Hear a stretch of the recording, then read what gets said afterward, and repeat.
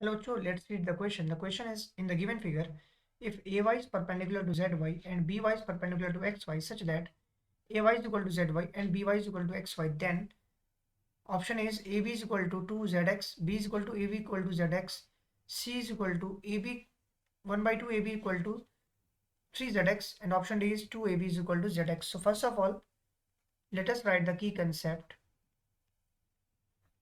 Key concept first. So first of all, we know that किसी भी questions की अगर हम बात करें, for a triangle, for this question, we have to show the congruency of triangle AYB and triangle XYZ. हमें AYB और XYZ दोनों ट्राइंगल के कॉन्ग्रुएंसी को शो करना है, then we'll get to our solution. So first of all, let us draw the figure again. I have the figure like this. So what I am doing, simply drawing the figure like this is my figure. Okay, this is my ये B point, ये मेरा Y point है, और यहाँ से हमने एक draw किया, that is my X point. और again similarly I am drawing this point like this, ये X point हुआ. So this is my Y point. इसकी वैल्यू बेसिकली परपेंडिकुलर है और ये मेरा A है और ये भी आपस में परपेंडिकुलर है. सो अगर हम फिगर की बात करें तो as per the figure question कह रहा है कि ए वाई जो है वो परपेंडिकुलर है जेड वाई के, और बी वाई जो है वो परपेंडिकुलर है किसके, एक्स वाई के. इसका मतलब so it is clear that कि एंगल जेड वाई ए की जो वैल्यू होगी वो एंगल एक्स वाई बी के बराबर होगी, और दोनों एंगल 90 डिग्री के बराबर है. दैट इज जेड वाई ए, ये एंगल की बात कर रहे हैं, और हमारे पास दूसरा एंगल है एक्स वाई बी, ये एंगल दोनों के दोनों 90 के बराबर होंगे.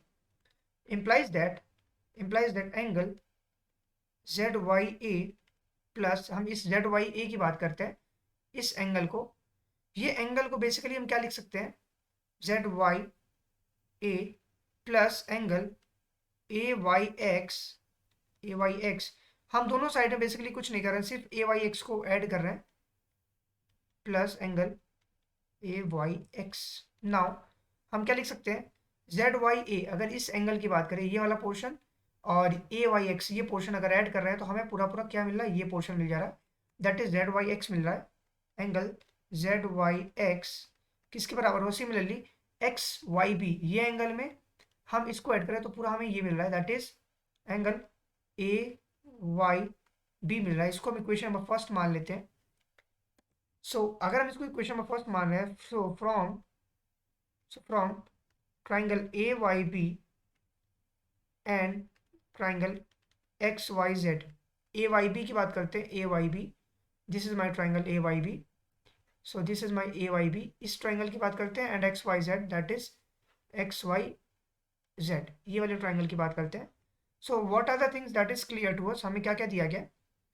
First thing is that is AY की वैल्यू ZY के बराबर है, क्योंकि क्वेश्चन में दिया गया है.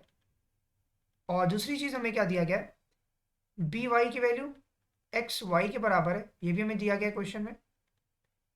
और एंगल ए वाई बी किसके बराबर है, जेड वाई एक्स के बराबर है, जो कि हमने अभी इक्वेशन नंबर फर्स्ट से निकाला, फ्रॉम फर्स्ट. तो फर्स्ट पे हमें ये चीज पता चला, that means that by side angle side rule triangle congruent हो गया. कौन सा, A Y B is congruent triangle किसके, जेड वाई एक्स के. अगर ये कॉन्ग्रुएंट हो गया तो बाई हम लिख सकते हैं क्या, A B is equal to, this is my Z Y X, so A B is equal to Z X के बराबर हो गया. How, through C P C T. Congruent basically हमारा सीपीसीटी से corresponding part of congruent triangle से A B की value Z X के बराबर हुआ. इसका मतलब option B is my correct answer. So therefore we can say that the option B is my answer, that is AB is equal to ZX. Hope you understand it well. Best of luck. Thank you.